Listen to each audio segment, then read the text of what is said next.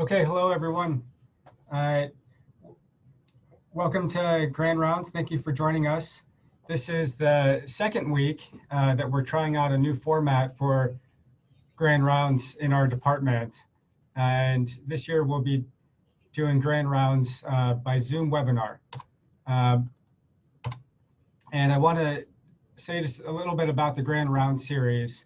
I've been asked to take the lead on helping to coordinate the Grand Round series, and we're putting together 4 advisory panels to advise content for Grand Rounds in 4 different areas. One on education, one on clinical updates, another on staff training and faculty development, and another on research.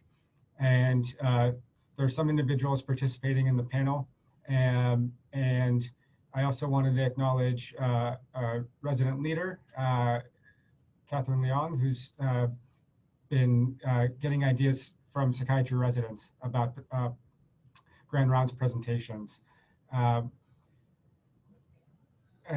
We have evaluations to complete for after the Grand Rounds presentations are over.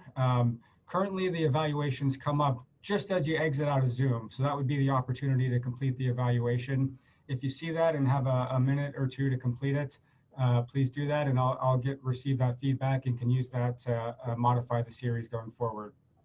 So we're trying to meet most weeks for Grand Rounds and have speakers representing sort of these 4 domains. And we'll also record most of the presentations and have them on our department website as well. So for this week, I want to introduce our 3 speakers, which is part 2 in a 2-part series. Last week, the same 3 speakers presented, and that's Dr. Bernard Gilligan, Dr. Dworkin, and Dr. Lindgren, who are all faculty in our department.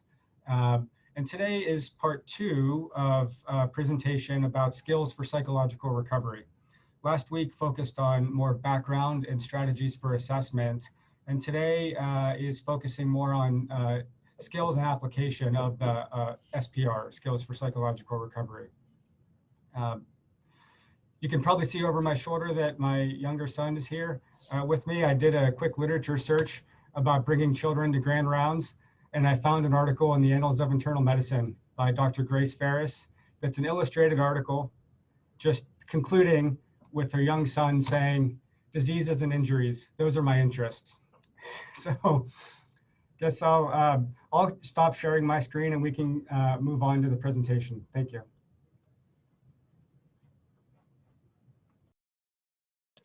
Thank you, Joe. I'm going to start us off. Let me just share my screen. Give me just a couple of seconds to get that up.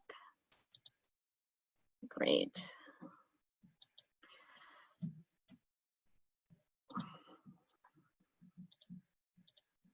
Okay, hopefully that's showing up okay. So Kristen, Emily, and I are so thrilled to be here to do the second part of our presentation on skills for psychological recovery, SPR.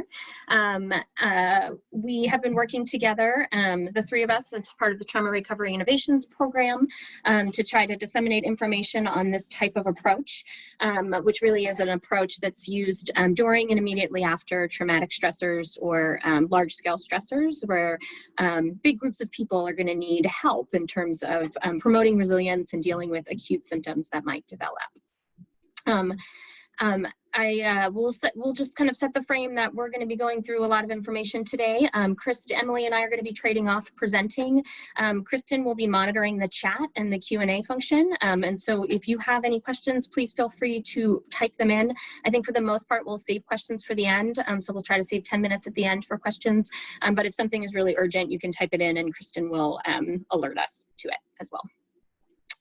As we're getting started, we just want to acknowledge the source material that the information we're presenting comes from. So SPR Field Operations Guide, which is put out by the NCPTSD and the National Child Traumatic Stress Network, as well as folks in our Department of Psychiatry and Behavioral Sciences for helping us get this work off the ground, and particularly Molly Forrester, Becky Sladek, and Rosemary Whitwright, who've been unbelievably helpful over the past several months as we've been working on disseminating some of this information.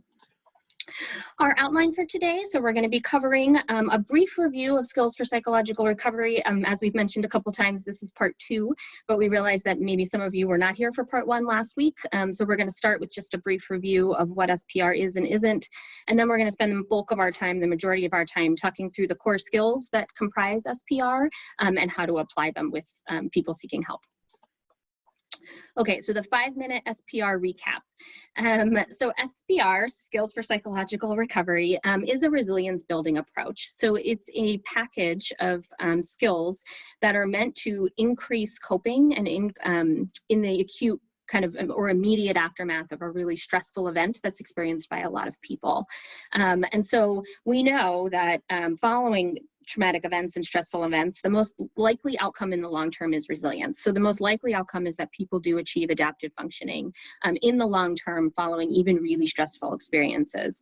That being said, we also know to expect increases in acute distress and increases in suffering either during or immediately after a traumatic or really stressful experience, such as what we're going through right now with COVID-19 and social unrest and lots of other things that are occurring in our society. And so we know that doing brief interventions that can build skills can help build resilience, and that a lot of people can benefit from it. So people who are particularly vulnerable, those with pre-existing mental health conditions, those with less access to resources, less access to personal social support, a number of individuals who might need the extra kind of bolstering and support in the short term so that they can achieve kind of good outcomes in the long term. SPR is a short-term approach, so it's generally delivered in about 1 to 5 sessions, and we're going to talk about what those sessions look like a lot today. In the overview though, SPR session generally is about a 50-minute session. Sessions are structured, although we don't consider SPR a formal therapy, the structures of SPR are structured, the sessions of SPR are structured a lot like other evidence-based therapies that are delivered in short-term formats. So sessions tend to be, like I said, about 50 minutes. They tend to start with a sort of a review of what happened the week before and then kind of build on that with new content. Sessions are structured, they're based on skill building, and they're quite directive. In session 1, the focus is really on assessment and treatment planning. So it's on assessment and selection of skills that will be most helpful for the individual, including laying a path forward in regards to how many sessions will be done and what skills will be used. And then the first skill is taught. Following that, the sessions are really structured very similarly across sessions. So each session will begin with a review from the skill that was taught in the previous session, as well as a review of any homework that the person did on that skill, and then introduce a new skill. And SPR has a lot of broad utility and a broad potential for implementation. It can be used with adults, it can be used with children, it can be used with families, so it can be used across the spectrum of development. It's also something that can be used in both mental health and non-specialty care clinics. So an SPR does not necessarily have to be delivered by a trained mental health professional. People who have a background in working with patients or in healthcare can certainly implement SPR quite effectively. So it's something that has broad applicability and a variety of settings across the UW. We can also do it with individuals or groups. So generally speaking, SPR is probably most commonly used with individuals, but there's also been some work, particularly in the COVID-19 crisis, where people are implementing in group settings, where you teach all 5 skills that Emily and I are going to talk about today to a group so that individuals can implement them as needed. And then finally, SPR can be really helpful as self-care for providers. So the skills that we're going to teach in SPR are those that many of us could benefit from, because many of us are really experiencing increases in distress and increases in anxiety because of the current circumstances and the current stressors that we're all under. And so applying these skills to ourselves can be a put your own oxygen mask on before you help others kind of approach. And so certainly they can apply to providers as well as to individuals who are coming to us for help. And so overall, I think one of the real benefits of SPR and one of the reasons that we are so pleased to be here to present it in this kind of format is because it is really something that could have a lot of potential for a lot of us who are working at UW Medicine. And I think it can be something that's implemented as a standalone with people coming to us with stressor reactions. It can also be integrated into kind of ongoing treatment plans. So someone, if we're seeing patients with more of a medication management frame, for example, but they're really struggling because of current circumstances, doing a couple of sessions of SPR might be a really good dose of skills and something that could be really helpful for them. Similarly, it could be integrated into more sort of ongoing treatment approaches that are more long-term as sort of something that we can do in the moment to help increase resilience and build skills. So as I said, the rest of the time today, we're going to be talking about what are the skills of SPR and how to use them. The first skill that we're going to talk about, as I mentioned, there are 5 core skills in SPR, and we're going to go through them each individually. The first one we're going to talk about is problem solving. So one of the first skills in SPR that we consider is a problem solving skill. And problem solving is something that we think about using with people when they're feeling really overwhelmed, when they're feeling like they just have so many fires to put out, and they're feeling really stuck in terms of how to move forward. So people who are really expressing that they feel like they just can't keep up with the kind of the amount or intensity of the problems that they're currently experiencing, and they're really struggling to be able to solve problems on their own. So an example of when we would use problem solving is when when we would pick problem solving as an SPR skill to implement would be when we have someone who's saying something like, I'm just feeling really overwhelmed. And the first thing we would do to implement the SPR skill of problem solving would be to build a rationale. So we would talk just like another kind of cognitive behavioral oriented approaches and short-term interventions. We talk with patients or people seeking help directly about why it is that we're using the skill that we're using. And so in the case of problem solving, it's really about helping the individual feel less overwhelmed. It's about teaching the individual skills so that they can solve problems on their own, which in turn can help them feel more in control and more confident. So it's really about building self-efficacy. And when we're in times of really high levels of stress or really chronic stress, we can start to feel like there's nothing we can do, and we can start to feel like we have no mastery over the difficult circumstances around us. And so teaching specific and structured approaches to solving problems is one way that we can help people feel more control and start to build up their sense of self-efficacy and mastery again. And so the first step in problem solving is to define the problem and to figure out whose problem it is. So with problem solving, we're helping the individual describe the problem as concretely and detailed as possible. So this is some examples that we have around, an individual who's feeling really overwhelmed. How do we define that problem? Well, it might look like working really long days without any breaks and just feeling totally exhausted and overwhelmed all the time. It might look like work totally taking over somebody's personal life and feeling like you're missing out on time for yourself and your family. And so this is an example of how we would more concretely define a problem, such as I'm overwhelmed, in more kind of tangible and structured terms. And when we have a problem that is complex, we can then help the individual through the process of breaking it down into more manageable chunks and helping them pick one. So for example, for someone who's feeling really overwhelmed and is feeling like they're not having time for all their work and all their personal life or things that they want to do, we could break it down into different, smaller pieces. So finding time for my personal life is one kind of manageable chunk of a problem of being overwhelmed. The problem of working 12-hour days, having no time for breaks and feelings of exhaustion. So these are ways that we could break it down into smaller pieces and figure out what we can tackle one thing at a time. And so in this example, we might be tackling the ability to find time for a personal life. And then we have to decide, like I said, whose problem is this? So is this a problem that the person is having, or is this a problem that someone else is having? And if it's a problem that the person is having, then they can work to solve it. Whereas if it's a problem that someone else is having, then we have to work with the person to identify who needs to work on that problem to solve it. And in this case, with the problem of finding time for my personal life, we can identify that the person seeking help is the person who is struggling with this problem, and we can help them learn skills to directly solve it. And once we've defined the problem more concretely, we can work on setting the goal. So we need to clarify what it is that they want, what it is that they need, and what is standing in their way. So what are the things that are getting in the way of solving the problem? And so examples might be, I want to have time to do the things I enjoy and that bring me pleasure. And I need to have more time in my day and week to pursue these things. I feel concerned that I won't be able to find time, and I'm afraid that I'm going to fall behind at work if I take any time for me. And so these are the things that they want and they need, but also the things that are getting in their way of solving the problem. And then once we've defined the goals, we can start to brainstorm. So we can help the individual learn the process of brainstorming as many different possible options to solve a problem as they can think of. And these definitely don't need to be good options. At this brainstorming phase, when we're problem solving, we're teaching the individual to really think outside the box and come up with anything they can think of that might make this problem a little bit better.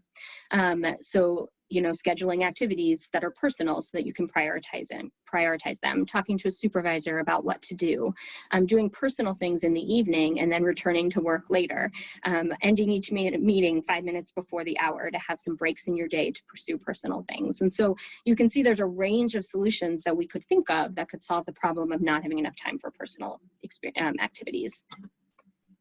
And then once you've brainstormed the options, you can help the person evaluate and choose the best solutions for them. So as I mentioned in the brainstorming phase, some of those solutions are going to be better than others. Some are going to have more pros and some are going to have more cons. And so then you can teach the individual the process of how do we evaluate? How do we look at the pros and the cons of a solution and decide which one is the best one for us at this time in this moment? So some of the pros of the solution around scheduling personal activities, for example, might be that you get to do fun things again. It might be that you get to decrease your stress and have a little more balance.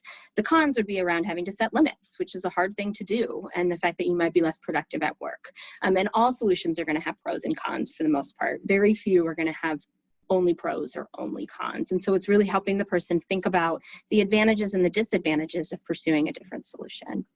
And then you get to choose the best solution, right? So they can choose the solution that has the most pros and the fewest cons, or where the pros outweigh the cons in some way, and they can make a plan for pursuing that solution. And then, as I mentioned, this, similar to cognitive behavioral approaches, SPR, although it's not a formal therapy, it does put a lot of emphasis on home assignments and practice, because there's a continued assumption that in order to change behavior long-term, we need to make changes outside of the therapy realm or outside of the clinical realm. And so individuals will be assigned practice, and in the realm of problem solving, they might be assigned a practice around choosing 2 to 3 problems and working through the steps on their own. So they might come up with 2 or 3 problems in their life that they've been looking to solve, and they'd work through all of those problem solving steps we just worked through around defining the problem, setting a goal, brainstorming solutions and evaluating solutions on their own. And they'd be looking to choose concrete and specific problems and actually schedule a time to practice this. And when they came in the following session, you'd be reviewing with them what went well, what went less well, what did they learn from the problem solving process. So again, coming back to that rationale of not just looking at the ways they solve problems, but also tying it back to what did they learn about their ability to actually solve problems on their own. The second core skill is around promoting positive activities. And we use promoting positive activities when individuals are reporting experiences of depressed mood, basically, or low mood might be a better way of saying that. So they're saying, you might be hearing things like they're feeling really down. They just don't feel excited about things anymore. They no longer have a routine, which I think many of us can probably relate to, that during the current circumstances, maybe we've built up routines now, but at the beginning, many of us lost our normal routines, and it's been maybe hard to establish new ones. They don't get to do anything they like anymore, so they're noticing a real deficit around any kind of positive activities that are occurring for them anymore.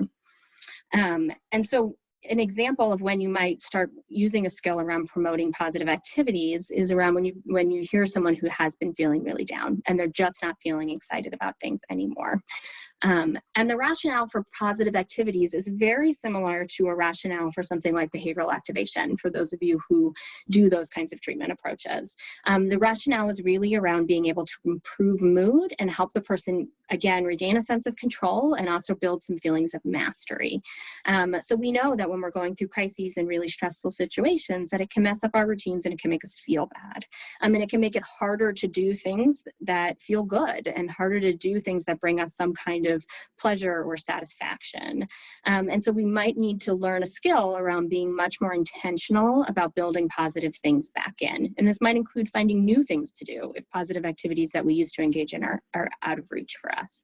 And the idea is that when we do this process, we can feel better and more in control. So it can improve our mood on the whole. And the reality is when we're in periods of really high stress, we're going to have more negative emotions than what we maybe are used to. And so being really intentional about trying to build up the positive as well can help to balance that out. And so with the skill of promoting positive activities, the first step is to identify and plan positive activities. So help the individual think outside the box, maybe get creative, and really try to think about activities that might bring them might elicit some kind of positive emotion, either because these are activities that used to do that, or because they're activities that they've always wanted to try, or because there's something that brings meaning or purpose to them in a way that's currently lacking. And so you'll help them figure out what that might look like for them as an individual, taking into account cultural considerations and other kind of social factors around what would really serve this function to them of bringing about some positive emotion. And you have the person generate ideas. They might be considering pre-COVID activities, like I said, but you have them identify and then plan how to pursue one or more of these activities. So some examples we have up here, things like taking a Zoom exercise class, having a picnic, reading a new novel, planning a vacation, things that for many people would elicit a feeling of positive mood. And then you, like I said, this goal of being really intentional about it, really intentional about building up the positive. And so then we help them do the next step of actually scheduling these activities into a calendar so that the person can consider the things that will actually increase the likelihood that they will do each activity. So they can schedule them on days and at times where they have more flexibility and they have more ability to actually engage in these positive activities in a way that is likely to be helpful for them. So the scheduling piece around making a commitment is really key. And then same as with the previous skill, we'll emphasize the importance of practice. So we'll look at the at-home, we'll talk to them about at-home assignments, about which are the positive activities that they can do daily or at other times during the week. What can they do on their own? What can they do with others? And we'll help them troubleshoot. So we'll help them find things that are achievable. We'll problem solve barriers to make it more likely that they follow through on the commitment. And then when they come back in and we're reviewing the positive activities that they did, we'll talk about what did they learn again from that? What was the effect that they noticed on their mood? What did they notice about the days where they engaged in positive activities intentionally? What do they want to keep doing or add in as a way to kind of keep the progress that they've made going forward? And with that, I'm going to turn it over to Emily to talk through the last few skills. Thanks, Michelle. So I'm going to pick it up with the third core skill, which is about managing reactions. And this is appropriate to use for patients, if you could advance to the next slide, who are reporting things like having a lot of nightmares, having really strong emotional reactions that are interfering with their ability to get done what they need to get done, or really intense emotional reactions that are kind of getting in the way of them feeling their feelings in an effective way.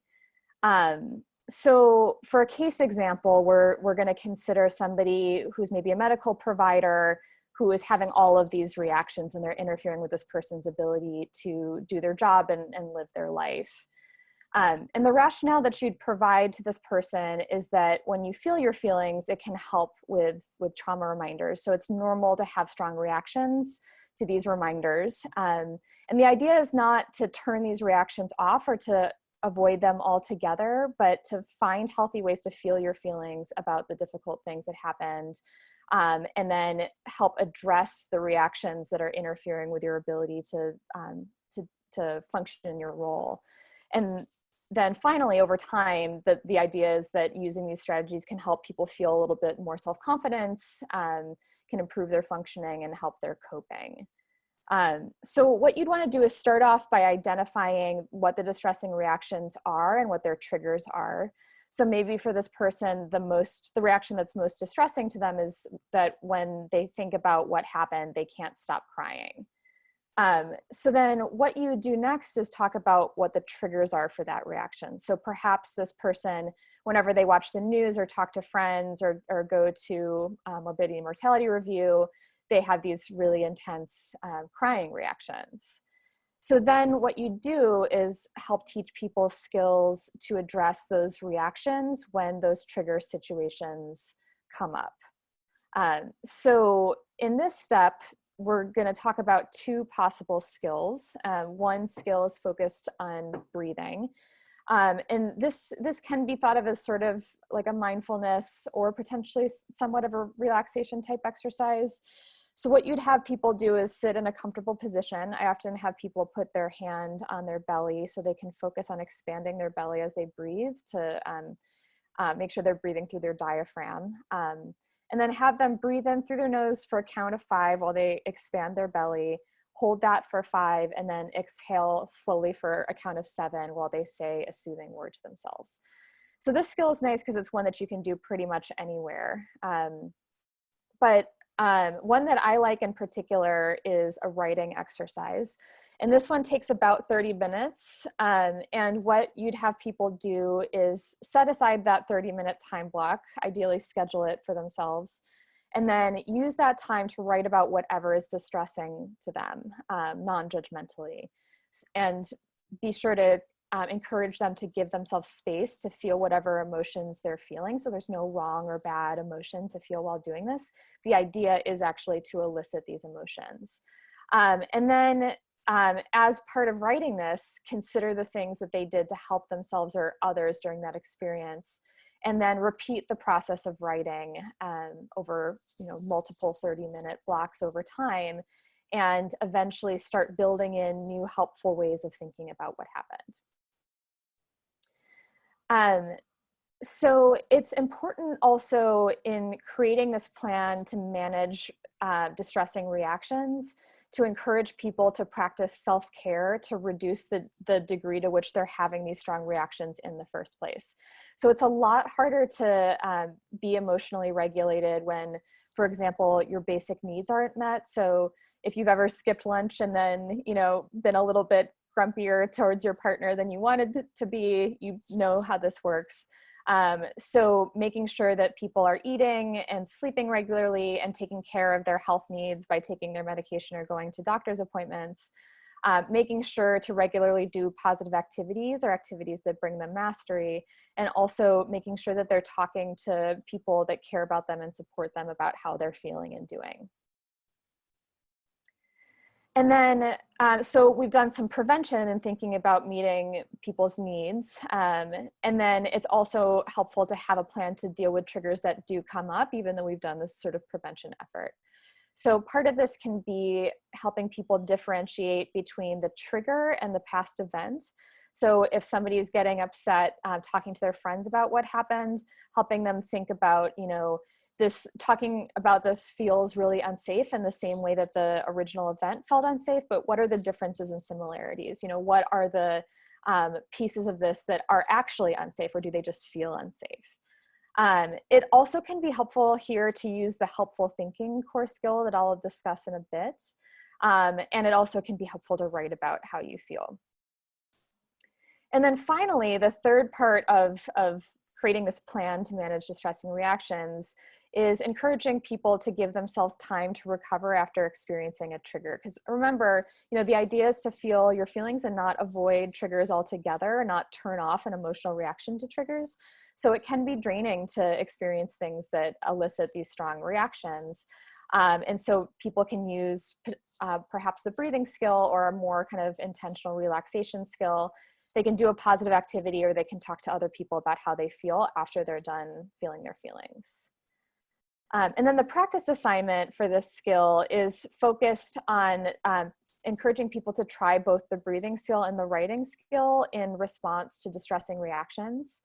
And then encouraging them to plan ahead for distressing situations that they're expecting. So maybe they have a morbidity and mortality review coming up, and so creating a plan for that specifically. And then when they come back, reviewing what happened to their distress when they use these skills, when did they use the skills, and then what did they learn from doing this? The next core skill is promoting helpful thinking. And this is a skill that's helpful to use when people are talking in ways that include thoughts that maybe aren't totally accurate or are unhelpful or leading them to feel a lot of negative emotions.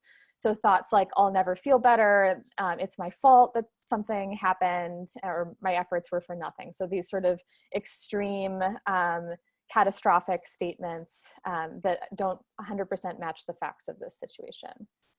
So for this case sample, we'll focus on somebody that's blaming themselves for their parent getting sick.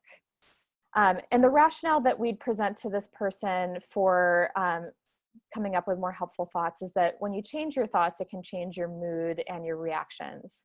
So again, normalizing that it's normal to have negative thoughts related to really upsetting things that have happened. And pointing out that these negative thoughts can lead to negative emotions and bodily reactions. Talking about that there's 4 steps that can help people address their unhelpful thoughts, and that following these steps can change their thinking, and then as a result, help change their mood and their bodily reactions. So the first step with this skill is to identify what the thoughts are. So it's very common for people to assume that painful emotions arise directly out of a situation. But what we want to help people do is understand the thoughts that go in between the situation and the emotion. So the things that you're telling yourself that lead you to feel the feelings you're feeling. So maybe asking the client or the patient what thought goes along with the situation and emotions to elicit that unhelpful thought. So perhaps for this person, they see a news story about a COVID death, and they have the thought, I should have done more to protect my mother. And then they say they have the emotions of guilt and sadness. So step 2 would be helping them identify more helpful thoughts. So you could encourage them to ask themselves, what would be more helpful thoughts? I really like the question, what would I say to a friend that's in the exact same situation? Because oftentimes we can be kinder to our friends than we are to ourselves. You can also encourage them to ask themselves, what do they have control over?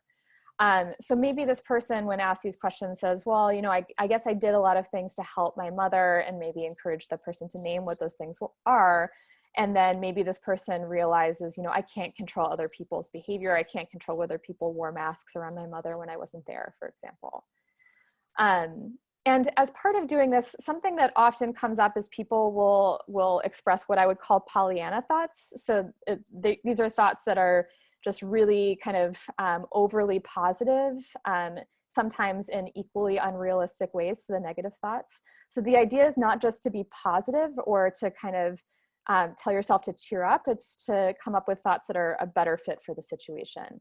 So if the person's saying, you know, I'll be fine, or cheer up, you tried, those thoughts won't be convincing to them, and they won't work very well to help address their negative emotions. So encourage your clients to keep an eye out for those, and also do that yourself as a clinician. So the next step is to rehearse the helpful thoughts. So with the client, help them imagine the trigger situation and then say the helpful thought out loud. So maybe they hear about an older adult getting COVID and then say to themselves, I can't control other people's behavior. I did what I could to protect and care for her. And then next time they're in the trigger situation, you would assign them to practice the helpful thought. So maybe they're out in the world, or they see a news report about cases in older adults, and have them again practice this thought that you came up with. So as homework assignments, I would encourage clients to try to challenge at least one thought per day. It might be helpful to give them a cheat sheet of helpful questions, and there's this resource is included in the SPR manual. And you can also help them plan specific times to practice challenging these thoughts. And then when they come back to the session, help them think through what thoughts they noticed, what new thoughts they tried, and then what happened to their mood as a result of practicing these new thoughts, and then troubleshoot any issues they had with applying that. So the final core skill is focused on rebuilding healthy social connections, because as all of us, I think, know, one of the more difficult things about this crisis is the fact that our social connections are not as immediately available to us as they are typically. And usually, unfortunately, social support is one of the big things that's a protective factor in a crisis. So I think that's part of what makes this particularly difficult. So if you are encountering a client that's saying that they really miss their family, maybe, you know, their family's at a distance, maybe they're really wishing they could do more to help other people, or they're having gaps in the social support that's available to them, this would be an appropriate skill to use. So for the case example, we'll focus on somebody who doesn't have anybody to talk to when they're stressed. The rationale you'd provide to this person would be that it's important to really reflect on your existing social support to make sure that your needs are being met. So you can tell them that social support can be a big source of strength after a crisis. So it can be helpful to kind of check in on what their social support resources and needs are. And that you can guide them through an exercise to help them reflect on this. And then that, by doing so, that will make sure that they can figure out how to get their emotional and practical needs met.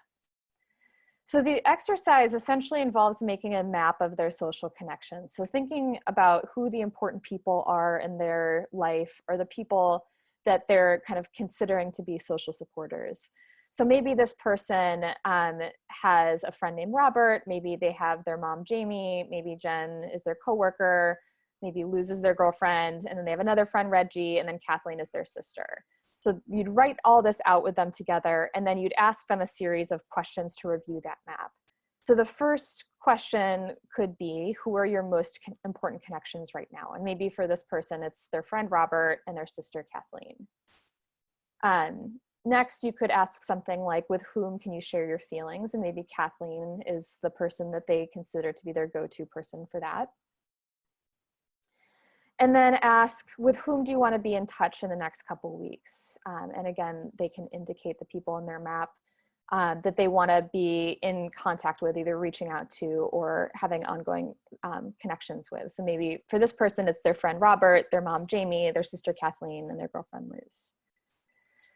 And it's also important to consider who in their social network might also need support from them. So one thing that can happen when people are in crisis is it can be harder to have balance in your social relationships. So when you need a lot of support, sometimes it can be hard to give that support, understandably.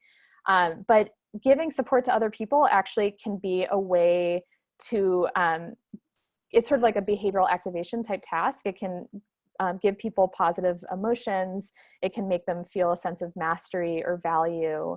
And it can also make sure that those relationships are staying strong over time.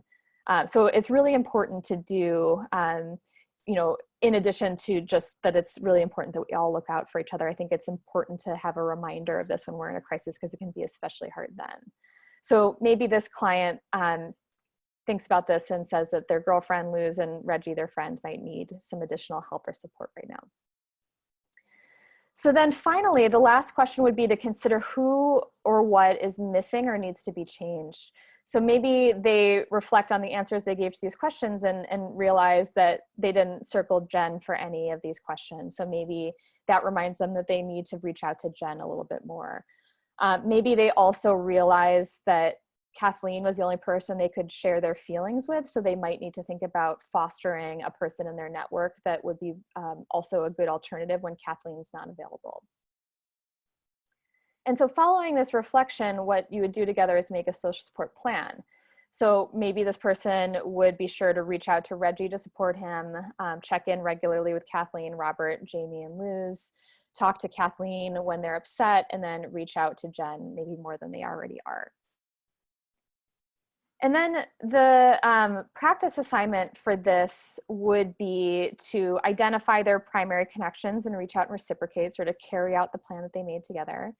And then there might need to be some troubleshooting to fit the circumstances. So they might need to be creative about what to do differently. So for example, maybe people previously, you know, had a standing lunch date with their coworker, and working from home, they're not able to do that anymore. So can they create, you know, a standing Zoom lunch hour where they eat lunch together over a video connection and just check in about how they're doing. Maybe they start trying to text each other a little bit more. Maybe they take advantage of the nice weather and have a standing date in a park or something like that. And then the next week when they come back to the session, you would do a review of whether they found any other gaps in their network, what they learned by trying to implement the plan, and what they want to try to do next with regard to social support. So now that we have all the skills, let's sort of put it all together and reflect on how the course of SPR will go. So like we said last week, and like Michelle said earlier, the course of SPR is both flexible and structured. So the first session involves introductions, assessment and planning, and then teaching and practicing a skill. Whereas the follow-up sessions involve review of the homework that was assigned, and then reassessing and teaching and practicing either the same skill or a new skill, and doing 1 to 5 sessions as needed. And then in terms of more of an outline for the sessions, in the first session, so you do the introduction of yourself in SPR, you do the assessment and skill selection collaboratively, and you'd always start by teaching a new skill that, like we showed, starts with presenting a rationale always, and then teaching that skill and then practicing elements of that together. So with each of these skills I showed, there is a component that involved practicing that with the client. And then again, with each skill, there was an assignment of homework. And then the session would end with a summary and a discussion of follow-up plans. And then in the follow-up sessions, it looks fairly similar, except that you start with reviewing homework, and then you either use the same skill, in which case you'd start with a review and then apply the skill to a new domain and assign homework, or you can teach a new skill instead. In the final SPR session, you'd again start by reviewing homework. You'd review the rationale for all the skills that you covered. You'd review the accomplishments that the person had and any idea or any areas that they would want to be practicing more on their own or applying the skills to in different ways. And then talk about what they would do if they needed more help moving forward in the future. So that might involve, scheduling an additional session with you. That might involve making a plan for applying maybe some skills that they learned over the course of SPR. Maybe it involves referrals to more ongoing therapy or other community services. So for example, in session 1, you start with introduction and assessment, and maybe you pick skill number 2, promoting positive activities. So maybe this person is coming in with really low mood. And then in session 2, you review that, do an assessment, and then choose to apply promoting positive activities to a new domain. And then when they come back for session 3, maybe you find out that they've done a good job of implementing that skill and it's time to move to another skill, for example, managing reactions. And then in session 4, you do a review and reflection and relapse prevention. So some last thoughts and resources before we wrap up. So first, to increase resilience around you, we really want to emphasize that it's important to look for the helpers and also to be a helper. So I really like this idea from Mr. Rogers that, when a crisis is happening, we should look for the helpers, and that's something that can give us sort of a sense of security. But also, when translating that message for an adult population, it's also important that we remember that we're some of the people that can be helpers. And being a helper can be part of giving ourselves a sense of security and control while also supporting our community. And we want to emphasize that what you do for yourself and for the people around you does make a difference. So putting your oxygen mask on first, like Michelle said, is an important part of your ability to help other people. And then what you do to help other people does matter. Even if it doesn't have an immediate impact, it's part of kind of creating this sense that we're all looking out for each other. And it's important to find ways to sort of make meaning of these experiences and engage others and foster our compassion, even when we're all kind of running a little bit short on emotional bandwidth, kind of having to give ourselves a reminder that everybody's in that place and we're all struggling with things. And so it's important to be compassionate both for ourselves and other people. And then finally, it's important to put our own oxygen mask on by practicing the skills ourselves. So all of these skills that I talked about today and that Michelle talked about are ones that we can implement in our own lives. We don't need to seek out a clinician to use them for ourselves. And so remembering to do that when you're in crisis or even preventatively can be really helpful. So I wanted to highlight some resources before we switch over to questions. So the SPR field guide is available online through the National Child Traumatic Stress Network, and there's a free online training as well. We've also compiled a set of resources on the Department of Psychiatry's website that includes some handouts that I'll show you shortly for SPR.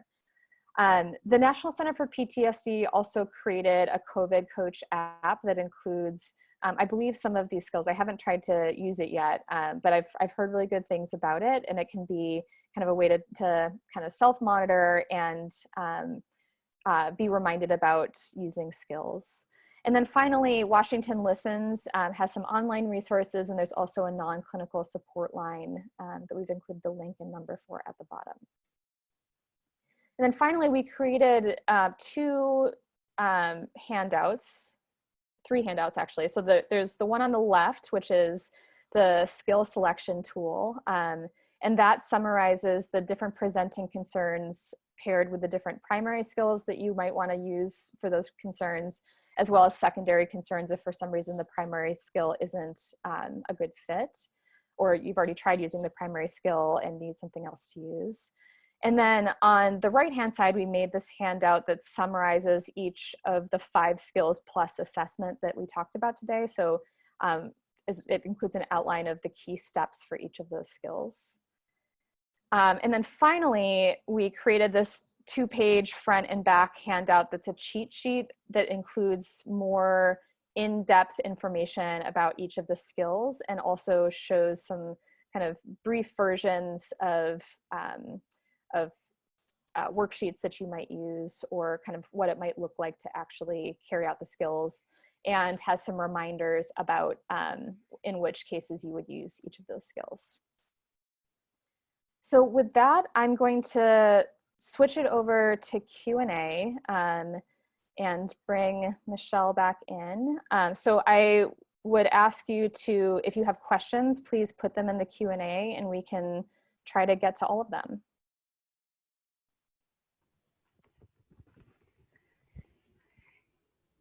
Emily and Michelle, it looks like the first question is about posting links to the training and the worksheets in the chat. And I'm going to go ahead and do that and give other folks an opportunity to ask questions.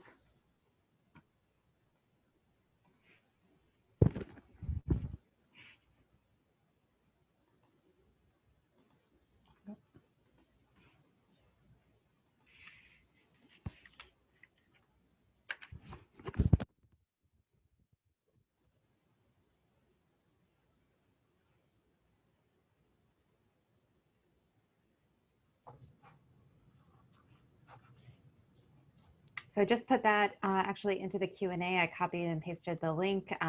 Just quickly, it's in the department's COVID-19 well-being resource page. So that's where you can find that. You'll also find PDFs of a slightly different version of this talk that has the SPR material. So you can find that there as well. And we're happy to take other questions.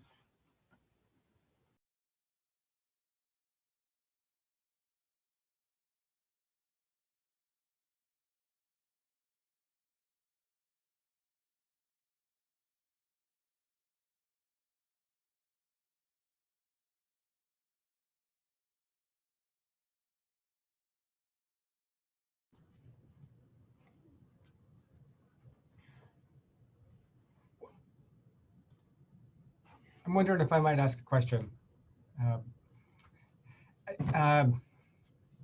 So would you suggest clinicians have dedicated appointments to this, or perhaps do this as part of an existing appointment in a clinical setting? Do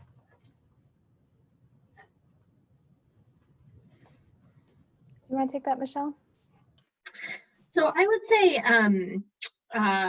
it's a good question, and I think it probably will vary a little bit, but I would say once someone has decided to implement SPR with someone that they're working with, probably dedicating sessions to it. So in that first session of SPR, that might come up kind of unexpectedly because of what someone is reporting. But once you've done the assessment and you've decided that a course of some SPR skills would be helpful, I think charting that out and then making an agreement with the person that that's what you're going to focus on for the next however many many sessions that you're going to see them, and putting that time aside to do it so that you're implementing it and seeing it through to the end and committing with them on a collaborative plan to do that would be helpful. So that's kind of how I would suggest doing it.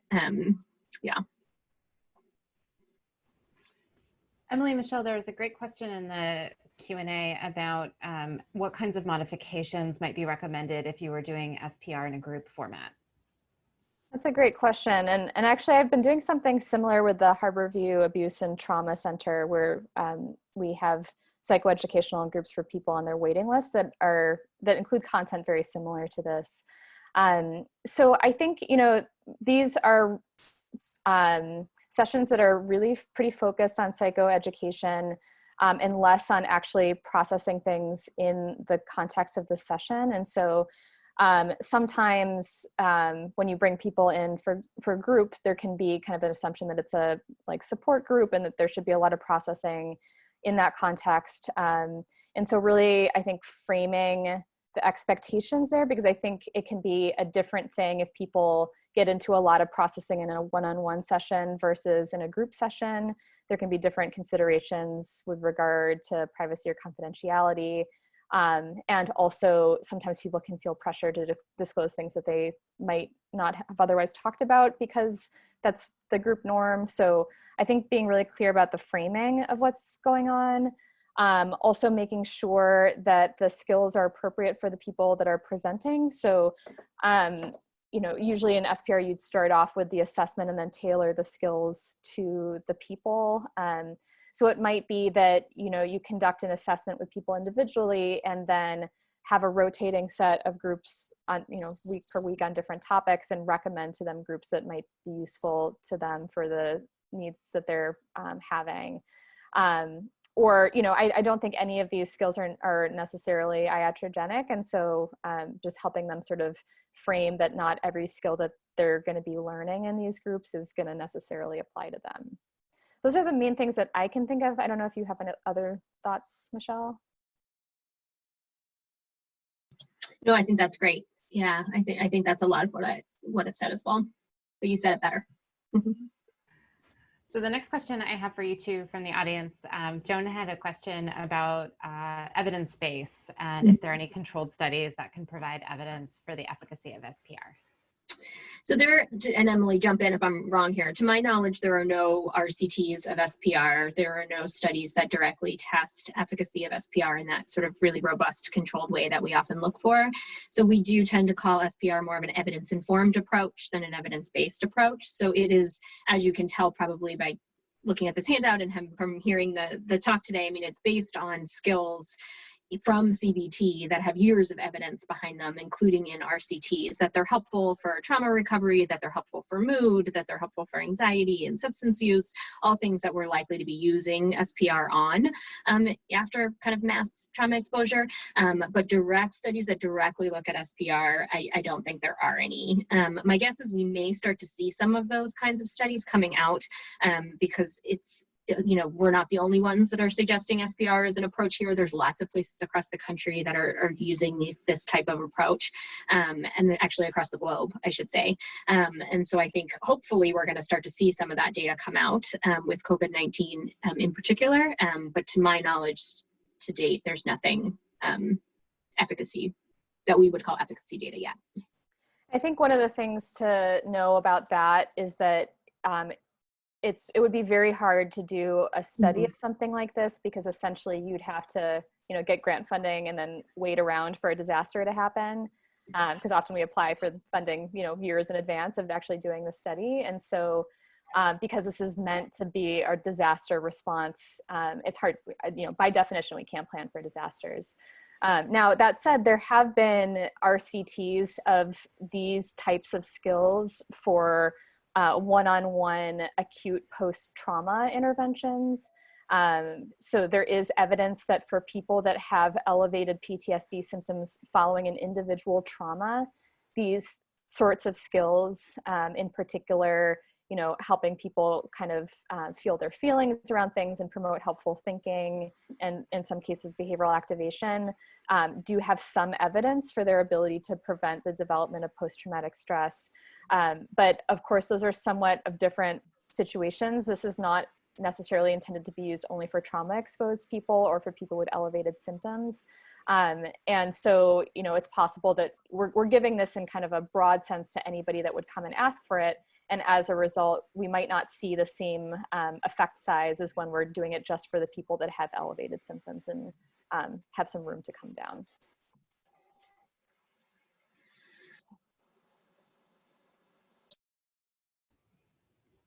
Thank you both for the answer to that question. There are no other questions currently in the chat or the Q&A at the moment.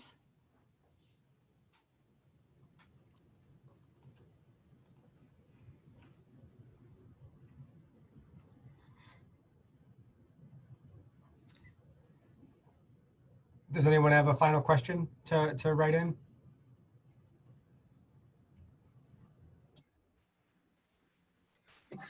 Okay. Any from the presenters? Any final comments? I was just going to say thank you again for having us come in. We really appreciate the opportunity to be here. I think Kristen, Emily, and I are more than happy to consult. So if you ever find yourself applying SPR and you have questions or just want to bounce something off somebody, please feel free to reach out to us. I think we'd be happy to talk with you and then try to help with the implementation of this for people who want to use it.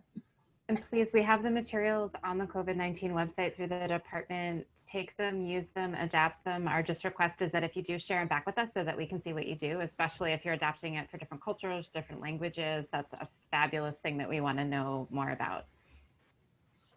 And this is Jürgen. I just want to add my thanks to our presenters. We've had 2 weeks of really high quality, great presentations. These are skills that I'm using that we can all use right now. I like the oxygen mask on first metaphor. And I just want to thank you for making these 2 great presentations to kick our new Grand Round series off with. And I want to thank everybody for attending. And I hope you have a great weekend. Thank you all. Thank you. Thank you. Bye.